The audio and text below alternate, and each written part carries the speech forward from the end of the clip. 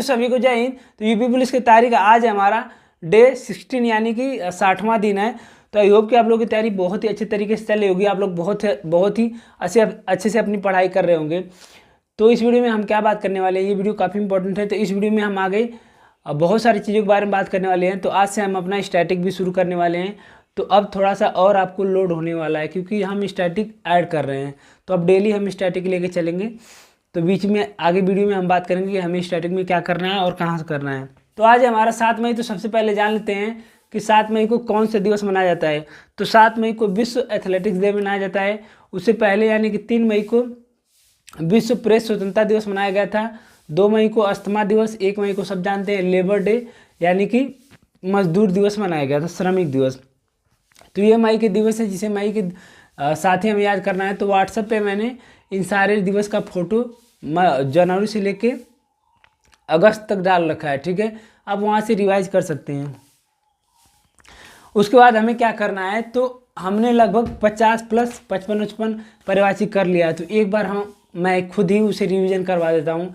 अब तो उसे हम अभी रिवीजन करना है, एक दिन में 2 या 3 परिभाषी करना है। तो आज हम 2 परिभाषी ले लेते हैं।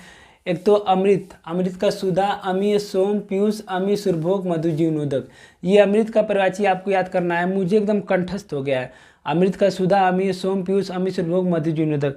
उसके बाद गंगा का भागीरथी, मंदाकिनी, अलकनंदा, देव नदी, देवपगा, देवपगी, देवपगा, देवसरी, सुरसरी, नदीसरी, विष्णुपति, जाह्नवी, त्रिपथगा। तो ये गंगा का परिभाषी आपको याद करना है। तो 2 परिभाषी, एक अमृत का और एक गंगा का, इन दोनों का परिभाषी आपको अच्छे से रिवीजन करना है। तो ये हो गया हमारा। तो चलिए देख लेते हैं कि आज का हमारा टारगेट क्या है। तो हम सबसे पहले क्या करेंगे, कैलकुलेशन करेंगे। कैलकुलेशन में आपको 28 का टेबल, तो कल भी हमने 28 का टेबल किया था, और 10 जोड़ घटाना गुणा भाग करना है, ठीक। उसके बाद आपको क्या करना है, हिंदी में आपको प्रैक्टिस सेट नंबर 12 लगाना है। तो हिंदी में आपको प्रैक्टिस सेट नंबर 12 लगाना है। तो इस बुक का PDF बना के प्रैक्टिस सेट का जो 40वां प्रैक्टिस सेट है, सॉरी जो 12वां प्रैक्टिस सेट है 40 क्वेश्चन का हिंदी का, वो मैं इस बुक से आपको डाल दूंगा टेलीग्राम पे। आप टेलीग्राम ज्वाइन कर लेना।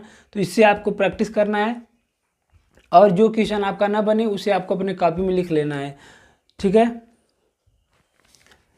और उसके बाद आपको क्या करना है, साहित्य में, तो साहित्य में आपको आज भी मैथिली षड्गुप्त की रचनाओं को याद करना है। तो मैथिली षड्गुप्त की रचनाओं को आज भी आपको याद करना है, ठीक है। उसके बाद अनकार्थी में आपको क्या करना है, तो अनकार्थी में आज आपको अब्द के अनकार्थी शब्द करने हैं। ये अब्द मैं क्यों करवा रहा हूँ, क्योंकि ये प्रीवियस ईयर में पूछा गया है। तो अब्द का अनकार्थी शब्द होगा साल, वर्ष, आकाश, बादल, मेघ, कपूर। अब्द का साल, वर्ष, आकाश, बादल, मेघ, कपूर। तो ये अब्द का अनकार्थी शब्द है जिसे आपको अच्छे से याद करना है। याद करने का सबसे बेस्ट तरीका है, आपको अपने लिखना है, लिख के बार बार याद करना है, और फिर 1-2 बार आंख बंद करके अपने दिमाग में बोलना है। जब आप आंख बंद करके बोल लेते हैं तो लगभग आपको याद ही रहता है। उसके बाद जीके और जीएस में क्या करना है आपको, तो जीके और जीएस में आपको मैप का क्लास नंबर 41 लेना है, जिसमें हम उत्तरी अमेरिका के बारे में पढ़ रहे हैं, कनाडा वनाडा, मैक्सिको, संयुक्त राज्य अमेरिका, इन सब चीज़ों के बारे में पढ़ाई कर रहे हैं। उसके बाद अब ये हमारा लगभग ख़त्म ही होने वाला है। उसके बाद संविधान में आपको क्लास नंबर 54 लेना है। तो हमने मुख्यमंत्री के बारे में पढ़ लिया, अब उससे आगे हम पढ़ेंगे। उसके बाद इतिहास में क्लास नंबर 52 लेना है। रजिया के बारे में पढ़ लिया, अब रजिया से आगे। उसके बाद भूगोल क्लास नंबर 8 लेना है। तो मैप, संविधान और इतिहास, इन तीनों को क्लास मैं टेलीग्राम पे डाल दूंगा, और या तो आप यूट्यूब पे भी सर्च कर सकते हैं। और भूगोल जो कि टारगेट विद आलोक पे आलोक सर ने करा रखा है, वहाँ से हमें करना है।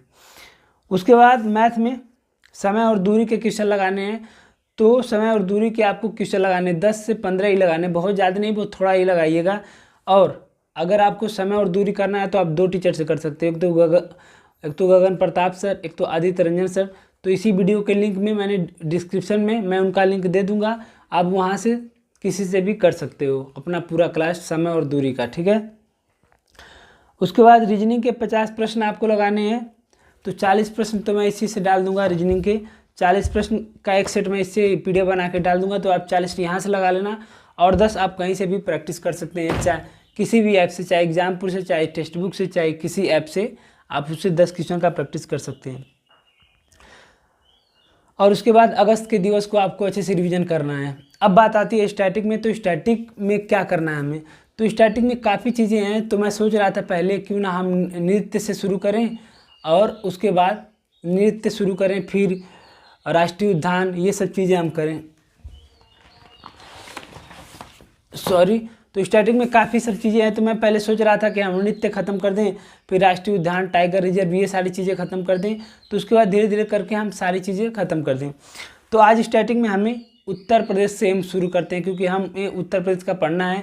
तो उत्तर प्रदेश के जितने भी राष्ट्रीय उद्यान है या टाइगर रिजर्व है वो मैंने यहाँ पर लिख रखा है। आपको भी ऐसे एक कॉपी बनानी होगी मोटी सी, उसके बाद मोटी हो या पतली कोई दिक्कत नहीं, उसके बाद उसको आपको इसमें लिखना है।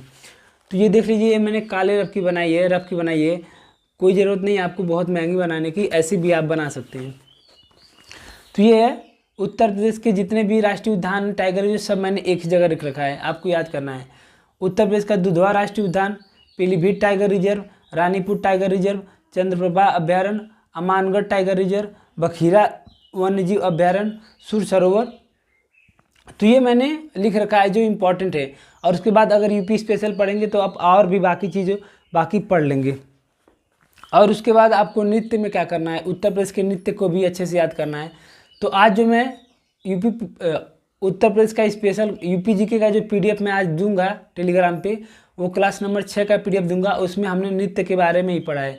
तो आप उस PDF से, जो अंकित सर ने करा रखा है, उस PDF में उत्तर प्रदेश के नृत्य दे रखे हैं, उससे आप कर लीजिएगा।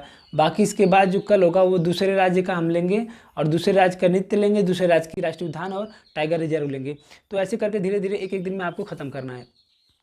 आप लोग इसे याद कर लीजिएगा। और एक बात, जो रेलवे का एग्जाम देंगे उनके लिए बहुत ज़्यादा इंपॉर्टेंट है। हालांकि उत्तर प्रदेश में केवल यूपी का इंपॉर्टेंट है, बाकी उत्तर प्रदेश पुलिस में ये बाकी बहुत कम पूछने की संभावना है। लेकिन जो अदर एग्जाम है, SSC, रेलवे, इन सब एग्जाम में स्टैटिक बहुत ज़्यादा पूछा जाता है।